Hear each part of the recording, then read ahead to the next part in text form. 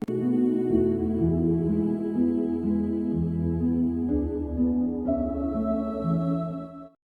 ရာလို့ခေါ်တဲ့ရွာလေးတူရမှာဖိုးထုလို့ခေါ်တဲ့တငါးတဲ့တယောက်နေထိုင်ပါတယ်။သူကအသက်ကြီးရင်မိဖြစ်တဲ့မိဘနှစ်ပါးနဲ့အတူနေထိုင်တာပါ။ဖိုးထုတို့ကအရန်ဆင်းရဲတဲ့မိသားစုကစင်းသက်လာသူတွေဖြစ်ပြီးရွာတွေကမြစ်ထဲမှာငါးဖမ်းက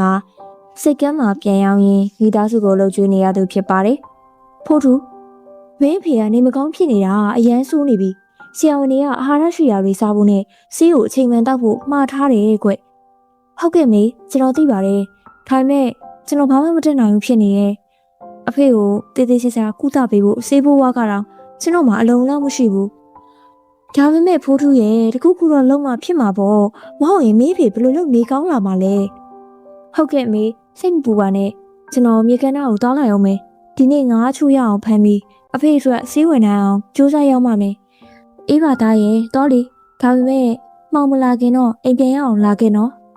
ဟေးဖိုးထုနေအောင်ဒီထမင်းဘူးလေးယူသွားဖို့မိနေတယ်ယူသွားလိုက်အောင်အဲ့ဒီမှာဘလောက်ကြာမယ်မှမသိဘူးလေဟုတ်ကဲ့မေကျွန်တော်အမြင်ပြန်လာခဲ့ပါမယ်ဖိုးထုကသူ့အဖေရဲ့ကျမရဲ့အတွက်အရန်စိုးရင်ပူပန်နေပြီးမြစ်စီကိုလမ်းလျှောက်သွားနေတော့မှရသေးတစ်ပါးနဲ့ဆုံပါတယ်ကတော့ပါရဲ့ဖေဟာဒါရုပါကျွန်တော်ဒီမှာအရင်ကအရှင်ဖေဟာကိုမဖူးဖူးပါဘူးဒီနေရာမှာတပါးနဲ့ဘာလုပ်နေရလဲဆိုတာသိပြရစီဖေဟာဒါဖုန်းရဒီကိုအခုမှရောက်လာတာပါဘသူ့ကိုမှလည်းမသိဘူးလမ်းလျှောက်ရတာအရန်ပန်းပြီးဖိုက်လည်းအရန်စာနေလို့ဒီမှာခဏနားနေတာပါကျွန်တော်တခုခုကူညီပေးလို့ရမလားဖေယာတားကူညီနိုင်ရင်ဘုံမောကိုနည်းနည်းတော့ကူညီပါဦးမိန်တော်မူပါဖေယာကျွန်တော်ဘာလုပ်ပေးရမလဲတားမှာစားစရာတခုခုများရှိရင်ဘုံမောကိုကတ်ပါအောင်ဖိုက်ရန်စာနေလို့ပါစားစရာဟုတ်သားပဲကျွန်တော်မှစားစရာပါလာတာတတိယပြီအိမ်ရထွက်တော့အမေထည့်ပေးလိုက်တဲ့ထမင်းဘူးရှိရဲ့အရှင်ဖေကသုံးဆောင်လို့မူပါဖိုးထုကသူ့ရဲ့စာလောင်မှုကိုခယူမဆိုင်ပဲသူ့မှာပါသမျှစားစရာအလုံးကိုစာလောင်နေတဲ့ဖုန်းကြီးကိုကတ်လူလိုက်ပါတယ်တာဖုံရဲ့စာလောင်မှုကိုဖြေဖြောက်ပေးလို့ကျေးဇူးအများကြီးတင်ပါတယ်မင်းရဲ့စားစရာတွေအကုန်လုံးဖုံကိုကတ်လိုက်ပြီးဆိုတော့မင်းကဘာစားလို့မှလဲရပါတယ်ရှင်ဖေအရှင်ဖေရဲ့ဝမ်းပိုက်ဖြည့်တော်တာနေရင်ကျွန်တော်ဝသွားပါပြီအိမ်ပြန်ရောက်မှပဲစားပါမယ်ဒါကကျွန်တော်ရဲ့တောင်းဝင်မဲ့လေအရှင်ဖေနေရာမှာတခြားသူဆိုရင်လည်းကျွန်တော်ဒီလိုပဲလုပ်မှာပါမင်းရဲ့စင်နာမှုကိုမြင်ရတော့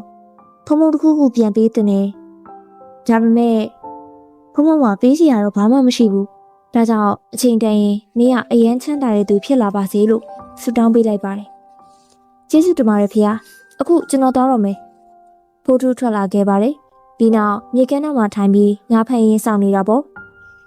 ဟာဒီမှာထိုင်နေတာတော်တော်ကြာပြီဒါပေမဲ့ငါးတကောင်မှမမိသေးဘူးအခုငါဘာလုပ်ရမလဲညနေရလဲစောင်းတော့မယ်ဖိုက်ကလည်းအရန်စာနေပြီငါမှစားစရာသာရှိရင်ဒီငါးတွေပြီးဖို့နောက်ထပ်ခဏလောက်ထပ်ဆောင်နိုင်မှာဒါပေမဲ့တနည်းနည်းနဲ့တော့ငါးဖမ်းမိမှဖြစ်မယ်မဟုတ်ရင်အဖေနဲ့အမေအတွက်ဈေးဝယ်ဖို့ပတ်စံဘယ်ရမှာလဲအမေကလည်းမှောင်မလာခင်အိမ်ပြန်လာဖို့မှားထားတာဘိုးထုကမြေကမ်းနားမှာထိုင်ရင်မိဘတွေပြောတာကိုစဉ်းစားနေတော့ရုတ်တရက်သူ့ပိုက်ထဲငါးတကောင်မိသွားပါတယ်ဟာငါးတကောင်မိပြီထင်တယ်အမြင်တစ်ခုခုလုပ်ပြီးဆွဲထုတ်ရမယ်မဟုတ်ရင်ပိုက်ထဲကနေပြန်လွတ်သွားအောင်မယ်ဖိုးထုကငါးကိုဖမ်းဖို့လက်လန်းလိုက်တဲ့အချိန်မှာပဲငါးကရှော့ထွက်သွားပြီးရေထဲပျောက်ကွယ်သွားတာကြောင့်သူစိတ်ပြတ်သွားပြန်ပါတယ်ငါဘာဆက်လုပ်ရတော့မလဲခက်ခဲဖမ်းထားတဲ့ငါးကလည်းပိုက်ထဲကနေပြန်လွတ်သွားပြီဖိုးထုမြေကမ်းနားမှာထိုင်နေတော့ညရောက်လာပါတယ်သူကဇွဲမလျှော့ပဲဆက်ထိုင်နေတော့ပိုက်ထဲငါးတကောင်ထပ်မိပြန်ပါတယ်ဒီတစ်ခါတော့ဒီငါးကိုအလွတ်မပေးတော့ဖမ်းအောင်ဖမ်းရမယ်ဖိုးထုငါးဖမ်းဖို့ကြိုးစားနေတော့မှပဲရုတ်တရက်ပြင်းထန်တဲ့မုန်တိုင်းတစ်ခုကြာရောက်လာပါတယ်ဟာဒါဘလို့မုန်တိုင်းရောမုန်တိုင်းနဲ့ပိတ်မိသွားတဲ့ဖိုးထုကမြစ်ထဲကိုနစ်မြုပ်သွားပါတော့တယ်သူအကူကြီးတောင်းပြီးအော်ဟစ်ပေမဲ့ကူညီမဲ့သူမရှိတာကြောင့်မြစ်ထဲကိုနစ်မြုပ်သွားခဲ့ပါတယ်တစ်ဖက်မှာလည်းဖိုးထုရဲ့မိဘတွေကတကောင်ကျော်တဲ့အထိဖိုးထုပြန်မလာသေးတာကြောင့်အယမ်းစိုးရိမ်နေကြပါတယ်ရှင်မဖိုးထုအိမ်ပြန်မလာသေးဘူးလားမလာသေးဘူးတော့ကျမတို့သားဘယ်ရောက်နေလဲမသိဘူးမှောင်မလာခင်ပြန်လာမယ်ပြောသွားတာအခုထိပြန်မလာသေးဘူးသူ့ကိုအရန်စိုးရိမ်မိတယ်ကျမဘာလုပ်ရမလဲသူ့ကိုသွားရှာကြမလားဟာသာကျမရေးကောင်းရင်သွားရှာမှာပေါ့ဒါမဲ့ငါလမ်းမလျှောက်နိုင်တော့မင်းပဲသွားရှာတာအကောင်းဆုံးပါပဲဒါမဲ့အရန်အဝေးကြီးတော့မသွားနိုင်အောင်နော်ဖိုးထုရဲ့အမေကဖခင်ချစ်သူရဲ့စကားအတိုင်းသားကိုရှာဖို့ထွက်လာတဲ့အခါ တပင်တပင်အောင်မှထိုင်နေတဲ့ဖုန်ကြီးကိုတွေ့လိုက်ရတယ်။ကြောပါလေရှင်ဖေ။ဒီမှာကောင်လေးတယောက်ကိုမြင်မိကားသလားဖေ။မမြင်မိဘူးသမီး။ဒီကနေဘယ်သူမှထွက်သွားတာမတွေ့ဘူး။မင်းဘယ်သူ့အကြောင်းပြောနေရလဲ။တကယ်တော့တပည့်တော်မသားတငါသေးပါ။ဒီနေ့မနက်ကငါးဖန်ထွက်သွားတာအခုထိအိမ်ပြန်မရောက်သေးလို့ပါ။ကျမသားဘလို့အခြေအနေရှိနေမလဲမသိဘူး။အော်မင်းသားတငါသေးပေါ့။သူ့ရဲ့အမတ်တရပစ္စည်းတစ်ခုခုမင်းစီမှာပါသလား။ပါပါလေကျမစီမှာသူပေးထားတဲ့လက်စွပ်တကွင်ရှိပါတယ်အဲ့ဒါကိုကျမရဲ့ထမိန်စားမှာအငြင်းချီထားလေးရှိတယ်တမီစိုးရိမ်မနေပါနဲ့မင်းရဲ့သားကိုအဲ့ဒီနေရာကနေဖုန်းကြီးကဲထုတ်ပေးပါမယ်ဒီလက်စွပ်ကိုဖုန်းကြီးကိုပေးခဲ့ပါရသေးကြီးကအဲ့လိုပြောပြီးလက်စွပ်ကိုယူကရုတ်တရက်ပျောက်ကွယ်သွားပါတယ်ဟဲအရှင်မဖေးချော့သွားတာလေချီရတာကျမသားကိုကဲဖို့တားတာပဲဖြစ်ရမယ်တစ်ဖက်မှာလည်းဖိုးထုကထိုင်ငုံနေတော့မှပဲဆူဆူဝဝအဟိတန်တစ်ခုကိုကြားလိုက်ရပါတယ်။သူကငိုရာကိုရက်လိုက်ပြီးအတန်လာရဘက်ကိုလှည့်ကြည့်လိုက်တဲ့အခါငါးကြီးတစ်ကောင်ကငါးတိတိလေးတစ်ကောင်ကိုစားဖို့လုပ်နေရကိုတွေ့လိုက်ရပါတယ်။ကေးကြပါဦးတယောက်ကျမကိုခဲပါဦးဒီငါးကြီးကကျမကိုစားတော့မယ်။ဒီနေ့တော့နေ့ကိုငါစားပြအောင်စားမှာပဲနေ့ကိုရှာနေရကြပြီနေ့ကတိတ်လေတာကိုအမြဲတမ်းငါလက်ထဲကနေလွတ်သွားတယ်။ငါးလေးကိုလွတ်လိုက်စမ်းမင်းရှက်တဲ့နဲ့ဒီလောက်ကြီးရဲ့ကောင်ကဒီငါးလေးကိုစားချင်နေရလားဖိုးထုကအနားမှာရှိရဲ့ငါးဖန်ကရိယာနဲ့ငါးကြီးကိုရိုက်နှက်ပြီးငါးလေးကိုကဲတင်ပေးလိုက်ပါတယ်အဲ့ဒီချိန်မှာပဲရှက်သေးရုတ်တရက်ပေါ်လာပါတယ်အရှင်မကိုကြောက်ပါတယ်ဖေ။အရှင်မဒီကိုဘလို့ရောက်လာတာလဲအေးသားဖုန်းကြီးဒီကိုရောက်လာတာမင်းကိုဒီအချုံနောက်ကနေလွတ်မြောက်အောင်လုပ်ပြီးဖို့ပါရှက်သေးကိုကြောက်ပါတယ်ဖေ။ဒီကိုဘာကိစ္စနဲ့ချွတ်လာတာလဲဖေ။ဖုန်းကြီးကဒီလူငယ်လေးကိုမင်းရဲ့အချင်းအောင်ကနေကဲထုတ်ဖို့လာတာပါဒါပေမဲ့အရှင်ဖေဘာဖြစ်လို့ဒီဖိုးထုကိုကယ်ချင်ရတာလဲဖိုးထုကစည်ရင်းစီနာကောင်းပြီးရိုးသားဖြောင့်မတ်တဲ့သူတစ်ပါးကိုကူညီတတ်တဲ့သူမလို့ပါဒါကြောင့်သူ့ကိုလွှတ်ပေးဖို့ဖုန်းကြီးလာတာသူ့မိဘတွေမှလည်းသူ့ကိုလိုအပ်နေတယ်ရှေးသူမမင်းဖိုးထုကိုဒီကဘာကနေအမြန်ဆုံးလွှတ်ပေးလိုက်ပါအရှင်ဖေမိတ်နာမှန်ပါတယ်ဖေဖိုးထုကတကယ်ကိုလူကောင်းတစ်ယောက်ပါဖိုးထုကဘာလောဘမှမရှိပဲဟိုငါးလေးရဲ့အသက်ကိုကဲတင်ပေးလိုက်တာကိုမြင်တော့မှကျမနားလေသွားပါတယ်ဒါကြောင့်အရှင်ဖေကမိန့်တော်မူတဲ့အတိုင်းသူ့ကိုကျမကဘာကနေလွှတ်ပေးလိုက်ပါမယ်ပြီးတော့ဒီငါးလေးကိုကဲပေးခဲ့တဲ့အတွက်ကျမမှာရှိတဲ့ရေနနာအလုံးကိုလည်းဖိုးထုကိုဆုလက်ဖြစ်ပေးအပ်လိုက်ပါမယ်ဒါဆိုရင်သူအယမ်းချမ်းသာသွားမှာပါရေသူမကဒီလိုပြောပြီးပျောက်ကွယ်သွားပါတယ်ခဏအကြာမှာတော့ဖိုးထုကရေသေးကြီးနဲ့အတူသူ့မိဘတွေစီကိုဘေးကင်းစွာပြန်ရောက်လာပါတယ်။ဖိုးထုရဲ့မိဘတွေကတားဖြစ်သူကိုဘေးကင်းကင်းနဲ့ပြန်တွေ့ရလို့အယံဝမ်းသာသွားကြပါတယ်။အရှင်ဖေကိုကျေးဇူးအများကြီးတင်ပါတယ်ဖေ။ကျမသားရဲ့အသက်ကိုကယ်ပေးခဲ့လို့ပါ။မှန်လားပါဖေ။ကျွန်တော်အသက်ကိုကယ်ပေးခဲ့တဲ့အရှင်ဖေရဲ့ကျေးဇူးကိုတစ်သက်လုံးမေ့မှာမဟုတ်ပါဘူး။ဒါကကျေးဇူးတင်စရာမလိုပါဘူးသား။လူဆိုတာကိုပြုတဲ့ကံအတိုင်းပဲပြန်ခံစားရတာပါ။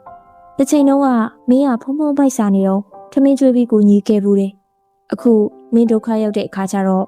ဖះကမင်းကိုကူညီဖို့ဖုံဖုံကိုလွတ်လိုက်တာပေါ့။မင်းကိုကူညီတာကဖုံဖုံရဲ့တာဝန်လည်းဖြစ်တယ်။ဖိုးထုရဲ့စိတ်ကောင်းနှလုံးကောင်းကြောင့်သူ့အသက်ဘေးကင်းခဲ့ရုံသာမကပဲရဲနာတွေအများကြီးရရှိခဲ့တဲ့အတွက်စင်းရဲတွင်းကနေလည်းလွတ်မြောက်သွားပါတော့တယ်။သူကမိဘနှစ်ပါးနဲ့အတူပျော်ရွှင်ချမ်းမြေ့စွာနေထိုင်သွားပါတော့တယ်။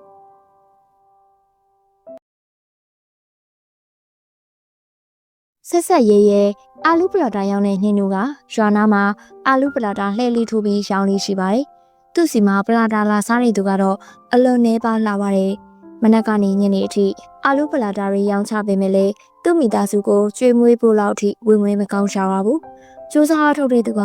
ဘလို့မှအရှုံးမပေးဘူးလို့ပြောကြတာပဲ။ငါရောမစူးစမ်းလို့လား။ဒီနေ့မဟုတ်ရင်မနေ့ပြန်တော့ငါဝင်ငွေတွေကောင်းလာမှာပဲလို့တွေးပြီးဈေးရောက်လာတာဘယ်နှလတောင်ရှိနေပြီလဲ။ဟာမဲညာတိုင်းငေါလက်ထဲမှာကျန်ရစ်တာပတ်စံမဟုတ်ပဲနောင်နာတွေပဲဖြစ်နေရတယ်။နင်တို့ကအဲ့လိုပြောပြီးအရန်ကိုဝန်းနေတော့ပါတယ်။အဲ့ဒီနောက်မှာတော့လာစားတော့တဲ့ဖောက်တဲ့အနေငယ်ကြောင့်ဖြစ်နေတဲ့အမိုက်တွေကိုလိုက်လံရှင်းလင်းပြီးအိမ်ပြန်လာခဲ့ပါတယ်။အိမ်ပြန်ရောက်တဲ့အခါသူ့ရဲ့ယောက်ကမဖြစ်သူဒေါ်စိန်ကမိကုံထုတ်ပါတော့တယ်။ဟဲ့ပလာတာရောင်းတာဝင်မကောင်းဘူးဆိုရင်ငါဘေးအိမ်ရလူနဲ့စကားပြောပြီးနင့်ကိုအိမ်မှာအလုပ်သွင်းပေးလိုက်မယ်လေ။မဟုတ်တာအမေကြီးရဲ့အမေကြီးလေးတိတာနဲ့ကျမရဲ့အမျိုးသားမဆုံးခင်ကကျမစီကဂရိတောင်းသွားတာလေ ဘရောမှတခြားသူရဲ့လက်အောက်မှာအလုံးမလုံးပါဘူးလို့အေးပါဟုတ်ပါပြီ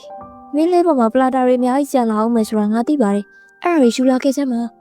မင်းနဲ့ငါအဲ့ဒီပလာတာတွေပဲစားပြီးဗိုက်ဖြည့်ကြတာပေါ့အဲ့ဒါကြောင့်ငါဒီနေ့ထမင်းမချက်ထားဘူးသူ့ရဲ့ရခမကဒီလောက်အထိနားလေပေးတာကိုတွေ့တော့နင်းနုဝမ်းသာသွားပါတယ်နောက်တစ်နေ့မှာတော့နင်းနုရဲ့လက်ရှိတက်မှာပဲဝေဝေးဆိုတဲ့မိန်းကလေးတစ်ယောက်ကလှဲအသစ်တစည်းလာထိုးပါတယ်သူကလည်းလက်ဖက်ရည်နဲ့အာလူပလာတာပဲရှောင်းတာပါဝေဝေးကအရန်လာတာကြောင့်သူ့ကိုကြည့်ဖို့ရင်သူ့လဲမှာလူတွေအုံခဲနေပါတော့တယ်ဒါတွေကိုကြည့်ပြီးနင်းနုစိတ်မကောင်းဖြစ်ခါကိုပြန်ပြောမိပါတယ်ဘာလို့ခက်ခဲအားလုံးကိုကျမစီပဲပုံပေးနေရတာလဲအခုတော့ကျမဘာလုပ်ရမလဲဝေဝေးကသူ့လဲရှိမှလာရောက်နေတော့နှင်းနုအတွက်အခက်တွေ့မယ်လို့ထင်ခဲ့ပေမဲ့ကံကြမ္မာကတော့တခြားစီပါပဲဝေဝေးကိုကြည့်ဖို့နဲ့သူ့စီမှာပလာတာစားဖို့လူတွေအများကြီးလာကြပါတယ်သမီးအတော့ကိုအာလူပလာတာ၄ချက်လောက်ထုတ်ပေးပါဦးအိမ်မှာဧည့်သည်တွေရောက်နေလို့ပါဧည့်သည်လားကျမနဲ့ပါဆိုင်လို့လေကြည့်အောင်လူ၄ယောက်တောင်စောင့်နေတာတကယ်လို့အတော့ကိုအရင်ထုတ်ပေးရင်သူတို့စိတ်ဆိုးကုန်မှာပေါ့ဒီလိုနဲ့အတော်ကြီးကနှင်းနုစီကနေပလာတာ၄ချက်ကိုဝယ်သွားပါတော့တယ်ဒါကိုမြင်ရတော့နှင်းနုအရန်ဝမ်းသာသွားပါတယ်ဘာလို့လဲဆိုတော့မဆောက်နိုင်တဲ့ဖောက်သည်တွေကနှင်းနုရဲ့လဲမှာလာစားကြလို့ပါပဲဒီနေ့မှာတော့နှင်းနုကတရက်နှစ်ရက်စာလောက်ငားတဲ့အထိဝင်ငွေရှာလိုက်ပါတယ်ဒါပေမဲ့ဝေဝေကတော့ဒါကိုကြည့်ပြီးမနာလို့ဖြစ်နေပါတယ်။ဟာဒီနေရာကနေလဲရွှေ့လို့မရဘူး။ဒါမဲ့ဘာလို့ရမလဲ။နှင်းနူကတော့အဲ့ဒီကိစ္စကိုတိတ်အာရုံမစိုက်ပဲရေုပ်သီးအများကြီးထည့်ထားတဲ့အာလူပလာတာတွေကိုလှုပ်ထားလိုက်ပါတယ်။ခဏအကြာမှာတော့ဖောက်သည်တွေကသူ့ရဲ့ဆက်ရေးရဲ့ပလာတာတွေကိုစားပြီးအရန်ကြိုက်သွားကြပါတယ်။အတော့ရဲ့အာလူပလာတာတွေကတော်တော်စားကောင်းတာပဲ။ကျွန်တော်ရှာအေးနေလို့ဘာမှမခံစားဘူးဖြစ်နေတာအခုအတော့ရဲ့ဆက်ရေးရဲ့ပလာတာကိုလက်ဖက်ရည်ပူလေးနဲ့စားလိုက်ရတာတကယ်ကိုအရသာရှိသွားတာပဲအများနဲ့ဒီလိုပဲလုပ်ရအောင်နော်နင်တို့ကတော့ဒီစကားကိုကြားပြီးအံ့ဩသွားပါတယ်ဘာလို့လဲဆိုတော့ပလာတာလေးမှာငရုတ်သီးဒီလောက်အများကြီးပါနေမယ်သူကိုယ်တိုင်လည်းမသိလို့ပါသူကိုယ်တိုင်မြည်ကြည့်ပြီးစိတ်ထဲကနေရေယိုမိပါတယ်ဖះကြီးဒီလောက်ဆက်တဲ့အာလူပလာတာငရုတ်သီးတွေဒီလောက်အများကြီးတစ်ခါမှမထည့်ဘူးပါဘူးဝေဝေကတော့သူ့ဖောက်သည်တွေကိုအာရုံမစိုက်ပဲနှင်းနုရဲ့လဲကိုပဲစောင့်ကြည့်နေပါတယ်။ဒါကိုကြည့်ပြီးရိုးအားတဲ့နှင်းနုလေးကတွေးမိတာကဖះရေဝေဝေကတကယ်ကိုစိတ်ထားကောင်းတာပဲ။ငါပလာတာတွေမရောရမှာဆိုလို့ငါရဲ့အာလူအနှစ်ထဲကိုငရုတ်သီးတွေလာထည့်ပြီးတော့တာနေမှာ။တကယ်တော့ဝေဝေကနှင်းနုရဲ့ဆိုင်ကိုပိတ်သွားအောင်လုပ်ခဲ့တာဆိုတာကိုနှင်းနုမသိရှာပါဘူး။ဒါပေမဲ့အဲ့ဒီနေ့ကစပြီးနှင်းနုရဲ့ကန်စာတာကပွင့်သွားသွားတော့တယ်။ညနေအိမ်ပြန်ရောက်တဲ့အခါဒေါ်စိန်ကပြောပါတယ်လာမအောင်ချွေးပါရဲ့မင်းရဲ့ကျန်တဲ့အာလူပလာတာတွေပေးစမ်းမအောင်အဲ့အရာတွေကိုပဲငါတို့နှွေးစားကြတာပေါ့နေနုကဒီနေ့ပထမဆုံးအချိန်သူ့ရဲ့ခမကိုအမားသက်သေးပြနိုင်တော့မယ်ဆိုပြီးဝမ်းသာနေပါတယ်သူကသူ့ရဲ့ခမကိုဒီနေ့ပလာတာတွေအကုန်ကုန်သွားတဲ့အကြောင်းနဲ့ဘလို့ဖြစ်ခဲ့လဲဆိုတာကိုပြပြလိုက်ပါတယ်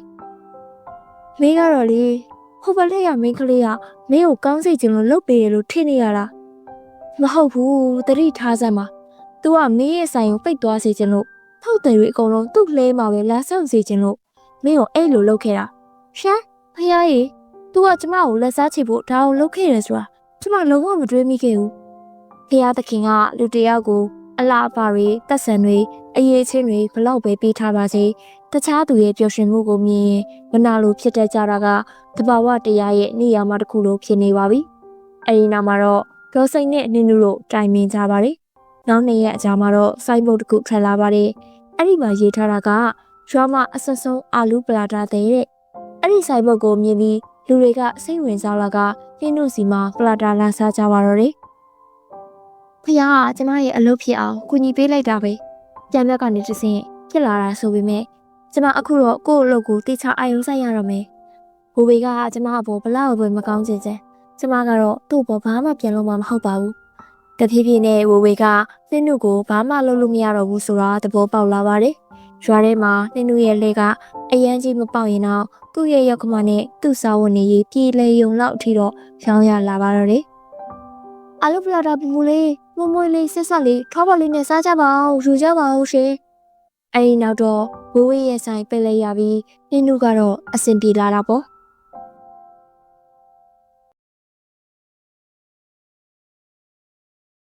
မနေ့စောကြီးတွေကပိုက်ကုန်ချပြီးထိုင်နေတာအခုထိငါးတကောင်တော့လက်ထဲမမိသေးဘူး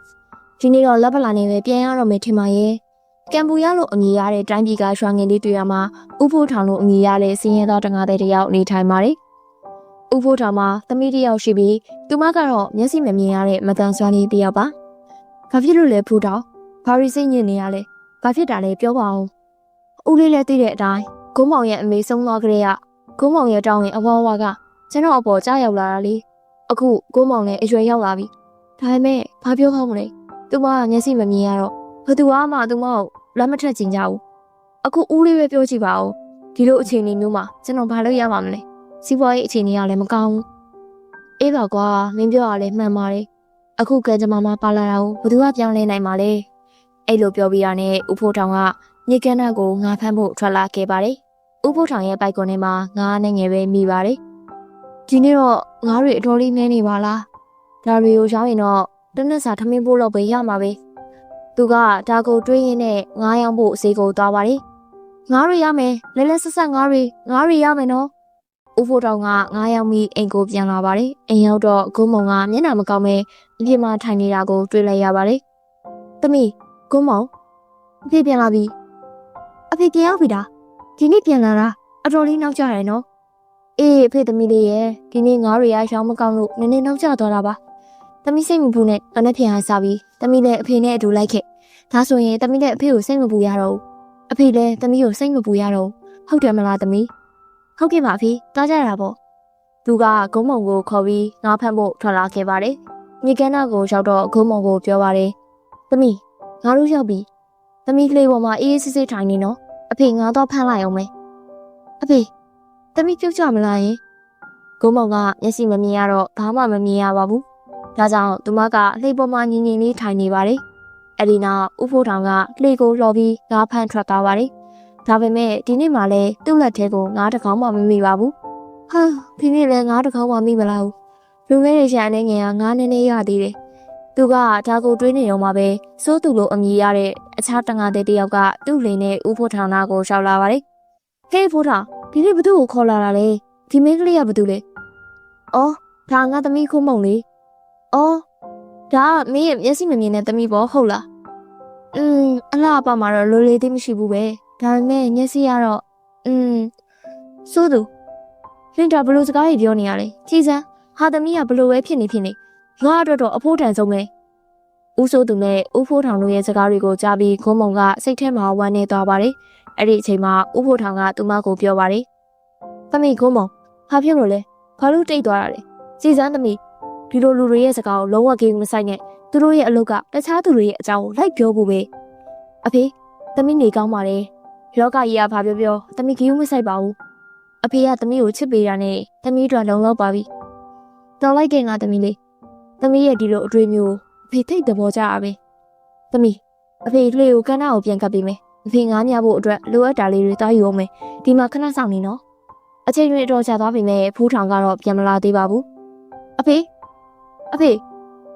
ေကြည့်ရတာအဖေအခုထိပြန်မလာသေးဘူးထင်တယ်ဒါပေမဲ့အဖေဘာလို့ဒီတော့နောက်ကျနေရလဲဂုံးမောင်ကဒါကိုတွေးနေတော့မှပဲအဲ့ဒီနေရာကနေမင်းသားတစ်ပါးဖြတ်သွားပါတယ်ဂုံးမောင်တယောက်ထဲထိုင်နေရကိုငါကမင်းသားတရားပါဒီတိုင်းပြည်ဘရင်ကြီးရဲ့သားတော်ပါငါတောကစားဖို့ထွက်ဖို့လာရင်းနဲ့မင်းကိုဒီမှာတယောက်ထဲထိုင်နေရတွေ့လို့ရှက်လိုက်တာမင်းရဘာတူလဲဂုံးမောင်ကမင်းသားကိုအကြောင်းဆုံးပြောပြလိုက်ပါတယ်အဲ့ဒါကြောင့်ကျမဒီမှာထိုင်နေရပါမင်းသားနဲ့ဂုံးမောင်တို့စကားပြောနေတော့မှပဲချင်းသိတကောင်ရောက်လာပြီးမင်းသားကိုတိုက်ခိုက်ပါတော့တယ်အရှင်မင်းသားဘာဖြစ်တာလဲအဆင်ပြေရဲ့လားချင်းသိတကောင်ငါ့ပေါ်ကိုတက်နေပြီးကိုညီကြပါအောင်ကဲကြပါအောင်အဲ့ဒီအချိန်မှာဦးဖိုးထောင်ကမင်းသားရဲ့လေးနဲ့ညကိုကောက်ကင်ပြီးချင်းသိရဲ့ဦးခေါင်းကိုပြစ်လိုက်တဲ့အတွက်ချင်းသိတည်သွားပါတော့တယ်ကျွန်တော်အသက်ကိုကယ်ပေးတဲ့အတွက်ကျေးဇူးအများကြီးတင်ပါတယ်ခင်ဗျာကျေးဇူးတင်စရာမလိုပါဘူးတဦးနဲ့တူဒုက္ခရောက်ချိန်မှာကိုညီကြတာကငါတို့အားလုံးရဲ့တာဝန်ပဲလေခင်ဗျားပြောတာတကယ်မှန်ပါတယ်နောက်ဘလို့အခက်အခဲမျိုးပဲရှိကျွန်တော်ကိုသတိရလိုက်ပါခင်ဗျားကိုကူညီပေးရတာကျွန်တော်ဝမ်းသာမှာပါကဲအခုတော့ကျွန်တော်ကိုတောက်ခွင့်ပြုပါဦးအဲ့လိုပြောပြီးမင်းသားကထွက်သွားပါတယ်ရန်နေငယ်ကောင်းလွန်သွားတဲ့အခါမှာတော့မင်းသားကအိတ်မပြောစားမဝင်ဖြစ်နေပါတယ်မင်းသားကဘလို့အတွေ့ထဲမှာနစ်နေတာလဲထူးခြားတဲ့အကြောင်းတစ်ခုခုရှိနေလို့လားကြည်ရတာဘရင်ကြီးကိုဒီအကြောင်းပြပြရတော့မယ်ထင်တယ်မဟုတ်ပါဘူးထူးခြားတာမရှိပါဘူးကျွန်တော်ဒီအတိုင်းပဲတစ်ခုခုကိုတွေးနေရပါခမီးတော်ကိုတော့မခေါ်ပါနဲ့အောင် ဘာဖြစ်လို့လဲမင်းသားအခုဆိုရင်မင်းသားကိုလက်ထပ်ပေးဖို့အချိန်တန်ပြီလေအေးလေငါသားတော်ကမင်းကလေးတယောက်ကိုသဘောကျနေလို့လားမင်းသားကဘီရင်ကြီးကိုအကြောင်းစုံပြောပြလိုက်ပါတယ်အဲ့လိုနဲ့ကျွန်တော်ဂုံးမုံနဲ့တွေ့ခဲ့တာပါသူမရဲ့အဖေကကျွန်တော်အသက်ကိုကယ်ခဲ့ပါတယ်ဒါဆိုရင်ငါတို့ဂုံးမုံရဲ့အဖေကိုတော့တွေ့ရမယ်ပြီးတော့ဂုံးမုံနဲ့မင်းသားတို့ရဲ့လက်ထပ်ပွဲအကြောင်းကိုပါတခါလေးပြောရမယ်တကယ်လားခမင်းတော်ကတကယ်ကိုကျင်နာတတ်တာပဲကျွန်တော်ဂုံးမုံနဲ့သူမရဲ့အဖေကိုတော့ရှာလာအောင်မယ်ပြီးတော့နှစ်ယောက်လုံးကိုတခါလေးခေါ်လာခဲ့မယ်အေးကောင်းပြီသားတော့တစ်ဖက်မှာတော့သမီးရေအဖေဆေးစရာတယောက်တွေ့ထားတယ်သမီးရဲ့မျက်လုံးတွေကိုပြရအောင်အဖေအရင်တော့ကလည်းကျမကိုဆရာဝန်တွေအများကြီးစီခေါ်သွားခဲ့ဘူးတယ်ဒါပေမဲ့ဘယ်သူမှကျမမျက်စိကိုကုမပေးနိုင်ခဲ့ဘူးသမီးဘယ်သူကသိနိုင်ပါလဲဒီဆရာကြီးကသမီးမျက်စိကိုကုပေးနိုင်ပါလဲဖြစ်နိုင်တာပဲကြည်စမ်းငါတို့စူးစမ်းမကြည့်ပဲအရှုံးမပေးသင့်ဘူးလာသွားကြည့်ကြတာပေါ့ဖိုးထောင်နဲ့ကိုမုံတို့ကအစွမ်းထက်တဲ့ဆရာကြီးတူစီကိုသွားဖို့ထွက်လာခဲ့ကြပါတယ်လမ်းလျှောက်လာရင်လည်းတောနက်ကြီးတွေကိုရောက်သွားကြပါတယ်အဖေသမီးလမ်းလျှောက်ရတော့သိပ်ပင်ပန်းနေပြီကိစ္စမရှိပါဘူးသမီးရဲ့ငါတို့ဒီနားမှာခဏလောက်ထိုင်နာကြမယ်တားဖားနှစ်ယောက်တစ်ပင်အောက်မှာအိတ်နေတဲ့အချိန်မှာဘလူးကြီးတကောင်ရောက်လာခဲ့တယ်ဟာဝမ်းတာစီရရဲ့လူသားနှစ်ယောက်တောင်မယ်ဒါတွေကိုရစ်ပူစော်ပြီးငါရဲ့မိစ္ဆာနမင်းကြီးကိုပျော်ရွှင်အောင်လုပ်မယ်ဘလူးကသူ့ရဲ့မော်အတက်နဲ့သူတို့နှစ်ယောက်ရဲ့ပတ်လေးမှာမီးဝိုင်းကြီးကိုဖန်တီးလိုက်ပါတယ်တာဖာနဲ့လေအဖေထားပါဦးကြည့်ပါဦးမီးရောင်နဲ့နေရနေတယ်သမီးငါတို့ပတ်လေးမှာမီးတွေဝိုင်းနေတယ်ဘလူးကထွက်သွားပါတယ်သမီးမကြောက်နဲ့နော်အဖေတခုခုလုပ်မယ်ဦးဖိုးထောင်ကဘာလို့ရမှန်းမသိဖြစ်နေပါတယ်သူကအတင်းခုန်ကျော်ပြီးမီးဝိုင်းထဲကနေအပြင်ကိုထွက်လိုက်ပါတယ်အဖေသမီးကိုကယ်ပါဦးသမီးစိတ်မပူနဲ့ဖိုးထောင်ကရှည်ရင်းတရင်ကိုတွေ့လိုက်ရပြီးအဲ့ဒီရှည်ရင်းတွေကရှည်ကိုခက်ကမီးပေါ်ကိုလောင်ချလိုက်ပါတယ်တပြေးပြေးနဲ့မီးတွေငြိမ်းသွားပါတော့တယ်သမီးအဆင်ပြေလားဘာမှမဖြစ်ဘူးမလားဒါတွေအားလုံးကအဖေအမားတွေပါအဖေကသမီးကိုအဲ့ဒီဆရာကြီးမခေါ်တော့ရင်ဘာမှဖြစ်မှာမဟုတ်ဘူးအဖေတောင်းပန်စရာမလိုပါဘူးအဖေလည်းစိတ်လျှော့လိုက်ပါတနေ့ကျရင်အားလုံးအဆင်ပြေသွားလိမ့်မယ်လို့သမီးယုံကြည်ပါတယ်ကဲအခုအိမ်ဝဲပြန်ကြရအောင်သူတို့နှစ်ယောက်ရေရင်းနာကဖြစ်လျှောက်တော့အတန်ကိုကြားလိုက်တယ်ရေတန်းကဘယ်လာတာလဲကြည့်ရတာဒီရေရင်းနဲ့ကအတန်ထွက်နေတာထင်တယ်ဖိုးထောင်ကရေရင်းနာကိုတွားကြည့်ပေမဲ့ဘာမှမမြင်ရပါဘူးဟဲ့ဘသူလဲဘသူအတန်ပေးနေရလဲကျိုးကိုဆွဲတင်ပေးပါဖိုးထောင်ကချက်ချင်းပဲကျိုးကိုဆွဲတင်လိုက်ပါတယ်အဲ့ဒီအခါပန်းတီတစ်လုံးလေးကနေအတန်ထွက်လာပါတယ်ကျမကနဲ့သမီးတစ်ပါးပါကျမဒီတိုးထဲမှာလက်ပတ်နေတော့ဘလူးတက်ကောင်ကကျမကိုဖမ်းဆီးပြီးသူ့ရဲ့မော့အတက်နဲ့ဒီရွှေအောင်ပန်းတီထဲမှာပိတ်လောင်ထားတာပါဒါမှနောက်ပိုင်းမှာကျမကိုရှိပူစော်နိုင်မှာမလို့ပါရှင်ကဒီပန်းတီကိုစားလိုက်ရင်ကျိန်စာပြေသွားပါလိမ့်မယ်ဒါပေမဲ့မမြင်ရပဲမကန်ရပဲနဲ့ဘလို့စားနိုင်မှာလဲဒါကမဖြစ်နိုင်ဘူးလေအဲ့ဒီအချိန်မှာခုံးမုံကဥဖို့ထောင်ကိုပြောပါတယ်အဖေဒီမော်အတက်ကိုဘလို့ချိုးဖြစ်ရမလဲဆိုတာသမီးသိပြီအဖေအဲ့ဒီပန်းတီကိုယူပြီးသမီးကိုကျွေးလိုက်ပါဒါမဲ့သမီးအဖေအားလုံးအဆင်ပြေသွားမှာပါအဲဒီနောက်တော့ဂုံးမုံကပန်းတီကိုစားလိုက်ပါတယ်ကျေးဇူးအများကြီးတင်ပါတယ်လူသားလေးသင်ကကျမကိုမော်အတက်ထဲကနေကယ်တင်လိုက်တာပဲဒါမဲ့သမီးလေးဒါကဘလို့ဖြစ်သွားတာလဲမော်အတက်ကဘလို့ပုံပြတ်သွားတာလဲအဖေကပန်းတီကိုသူ့ဘက်နဲ့သမီးကိုကျွေးတာလေသမီးကတော့ပန်းတီကိုမကင်မဲနဲ့စားလိုက်တာပါသမီးလေးကိုကျေးဇူးတင်ပါတယ်သမီးကကျမကိုကယ်တင်လိုက်နိုင်တာပဲဒါကြောင့်သမီးအလိုရှိရာဆုတဆုကိုတောင်းနိုင်ပါတယ်ငါသမီးရဲ့ကျမမှာဆုတဆုပဲရှိပါတယ်ကျမမျက်စိနဲ့ဒီလောကကြီးကိုမြင်ချင်ပါတယ်ကျမရဲ့မျက်စိကိုကုပေးနိုင်မလားယင်တောင်းတဲ့ဆုအတိုင်းပြည့်စေတည်းဂုံးမော်ရဲ့မျက်လုံးတွေကလုံးဝပြန်မြင်သွားရပါပြီဟောငါသမီးရဲ့ကျေးဇူးအများကြီးတင်ပါတယ်ကျွန်တော်ရဲ့တသက်လုံးစိုးရင်ခဲ့ရတဲ့အရာကိုတခဏလေးတွင်မှာဖျောက်ဖျက်ပေးလိုက်တာပဲကျေးဇူးအများကြီးတင်ပါတယ်ငါသမီးကတကယ်ကိုကျင်နာတတ်တာပဲတွေ့လားသမီးအဖေပြောသားပဲသမီးပြောတော့မှန်ပါတယ်ဟုတ်တယ်အဖေလောကကလူတိုင်းတဦးနဲ့တဦးယုံကြည်မှုထားရှိပြီးကူညီကြဖို့လိုအပ်ပါတယ်အဲ့လိုပြောပြီးနတ်သမီးလေးကကောင်းကင်ကိုပြန်တန်းကြောက်ွယ်သွားပါတယ်တစ်ဖက်မှာတော့မင်းသားလေးကအခုထိသူမကိုရှာမတွေ့သေးပါဘူးသူမပမာနေထိုင်တာလေမင်းသားကဒါရီကိုတွေးနေတော့လမ်းမှာဥပုပ်ထောင်နဲ့ကိုပုံတို့ကိုတွေ့လိုက်ရပါတယ်ကိုမောင်ဟာမင်းကိုရှာနေတာဘယ်လောက်ကြာပြီလဲမင်းတို့နဲ့တွေ့ရတာဝမ်းသာလိုက်တာဟုတ်ကဲ့အားလုံးအဆင်ပြေပါတယ်ကျွန်တော်မျိုးတို့လည်းမင်းသားကိုရှာနေတာပါကြည့်ပါဦးကျွန်တော်မင်းသားကိုတခုခုပြောချင်လို့ပါကျွန်တော် ဦးလေးရဲ့သမီးကိုအရန်သဘောကျပါတယ်ဦးရဲ့သမီးကိုကျွန်တော်နဲ့လက်ထပ်ပေးနိုင်မလားဒါပေမဲ့မင်းသားကျွန်တော်သမီးကမျက်စိမမြင်ရဘူးလေမင်းသားကသူ့ကိုလက်ထပ်မှာမလို့လား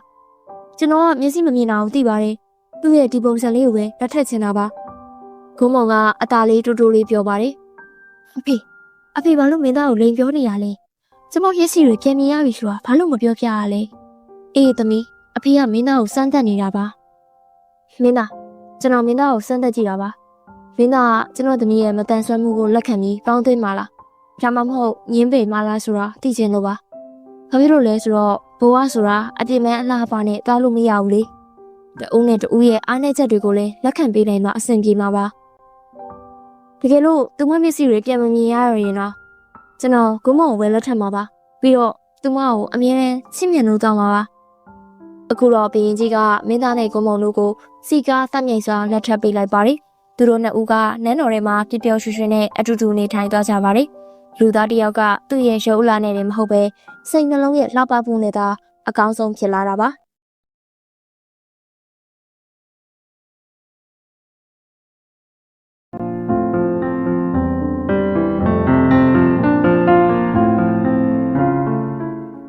ဖိုးကျော်ကစီးပွားရေးအမျိုးမျိုးကိုလောက်ကင်ခဲ့ဖို့ပေမဲ့ဘယ်အလုံးမှအောင်မြင်မှုမရခဲ့ပါဘူးအဲ့လိုဖြစ်ရတဲ့တခုရီသောအကြောင်းရင်းကတော့ဖိုးကျော်ဘယ်အလုပ်ပဲလုပ်လို့သူ့ရဲ့ပြိုင်ဘက်ကလည်းအဲ့ဒီအလုပ်ကိုပဲလိုက်လုပ်နေလို့ပါပဲဒီနေ့တော့ကျွန်တော်ကြောက်ဖျုံသီးတွေရောင်းဖို့ထွက်လာခဲ့တယ်ကိုဘက်ကလူကလည်းကြောက်ဖျုံသီးတွေလိုက်မြောင်းပါစီနဲ့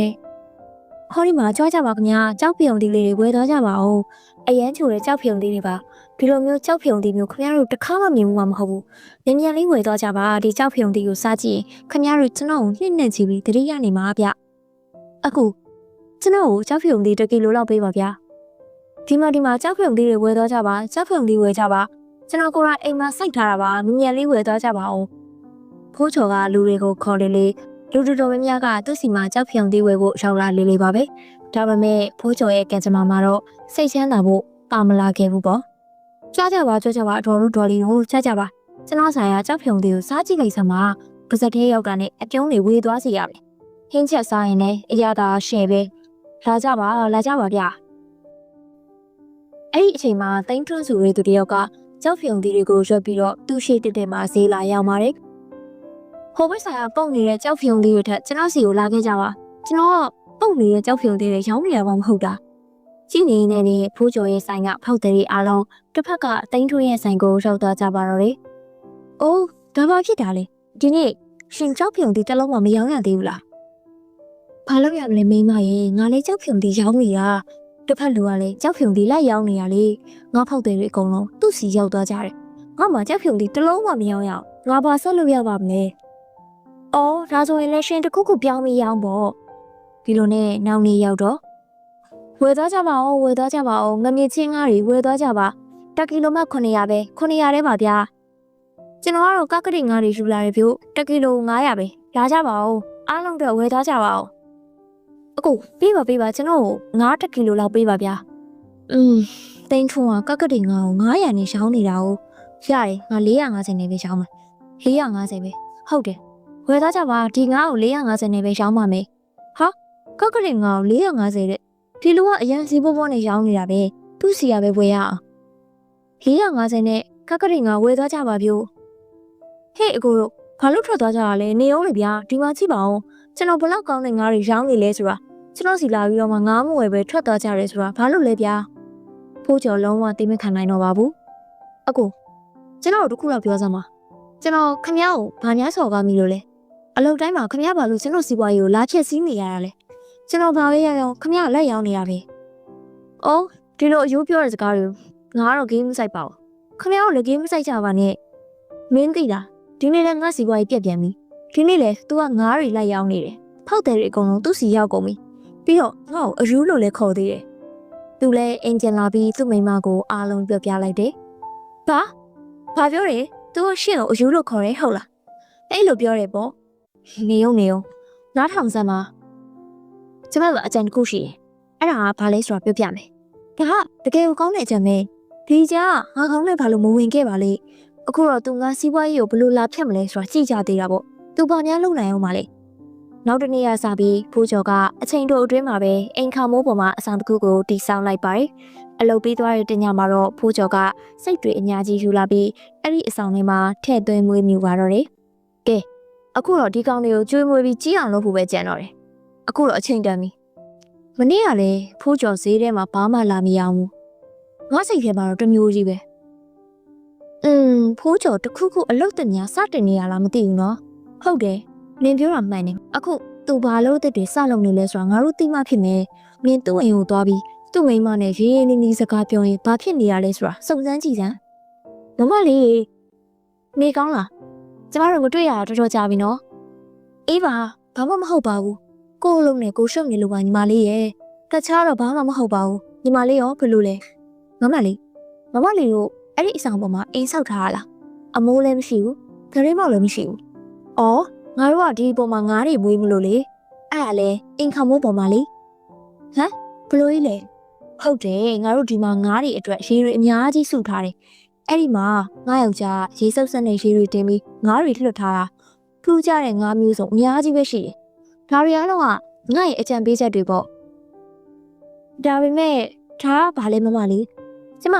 စိတ်အော်တန်ကြားနေရတယ်လို့ပဲအော်အဲ့ဒါဘေးနားမှာစိတ်တကောင်ကောင်ရှောက်သွားနေလို့ဖြစ်မှာပါအဲ့လိုပဲဖြစ်မှာပါအော်ငါးမွေးနေကြလားဒါတကယ်ကိုထူးဆန်းတဲ့ကိစ္စပဲကောင်းပါပြီကျမဒီနေ့တော့ပြန်လိုက်အောင်မယ်နောက်နေ့မှပဲပြန်လာလဲပါမယ်နော်မမလေးအေးသွားလေနေလဲအင်ခါမိုးပေါ်မှာငါးမွေးဖို့နေရသွားလုပ်လိုက်အောင်အဲ့ဒီကြာမှာတကယ်အရသာကိုသိရမှာအော်ဒါကြောင့်ဖိုးကျော်ကအခုဈေးထဲမှာဘာမှလာမရောင်းတာ哦သူကအင်ခါမိုးပေါ်မှာငါးမွေးတတိဖြစ်မယ်လို့ထင်နေရလားနောက်တစ်နေ့ရစပြီးတိန်းထွန်းကလည်းသူ့အိမ်ခါမိုးပေါ်မှာအုပ်တွေနဲ့အဆောင်ကြီးကြီးတစ်ခုကိုစတင်ဆောက်လုပ်ပါတော့တယ်အလုပ်ပြီးသွားတဲ့အခါမှာတော့သူကအဲ့ဒီအဆောင်လေးကိုရေတွေဖြည့်ပြီးငါးတွေအများကြီးလွှတ်လိုက်ပါတယ်သိလားမိမဒီငါးတွေကြီးလာရင်ငါတို့ကသိန်းပေါင်းများစွာချမ်းသာတဲ့တထေးကြီးတွေဖြစ်တော့မှာတထေးကြီးတွေပေါ့ဖိုးကျော်ကအဲ့ဒါကိုခိုးနှမ်းထောင်နေခဲ့တယ်တွေ့လားမိမငါတို့ရဲ့အကြံအောင်မြင်သွားပြီသူလဲအိမ်ခါမိုးပေါ်မှာငါးတွေမွေးနေပြီအခုသူဘာဖြစ်မလဲဆိုတာမေးစောင့်ကြည့်နေလိုက်ငါတို့ကအချိန်ကဝယ်ဆောင်ဖို့လိုတယ်သူ့အကြံထက်ငါတို့အကြံကပိုတာနေဆိုတာမင်းသိရတော့မှာနောက်တစ်နေ့ရောက်တော့ကြည့်ပါဦးကျမတို့ငါးတွေအတွက်အပေါ်မှာရေကန်လောက်ရက်ခရဲကကျမတို့နေရန်နေစိုးထိုင်းနေပြီးအချိန်တိုင်းနေရန်ဆိုနေပြီးအထက်ကိုရေတွေချိုကျနေပြီးဟာမင်းအဲ့ဒါကိုစိတ်မပူစမ်းပါနဲ့မပူနဲ့ဒါကရှက်ပိုင်းလောက်ပဲအဲ့ဒီနောက်မှာငါတို့ကတထေးဖြစ်တော့မှာလေငါ့ကိုစားဖို့ပေးရောဘိုက်စားလာပြီ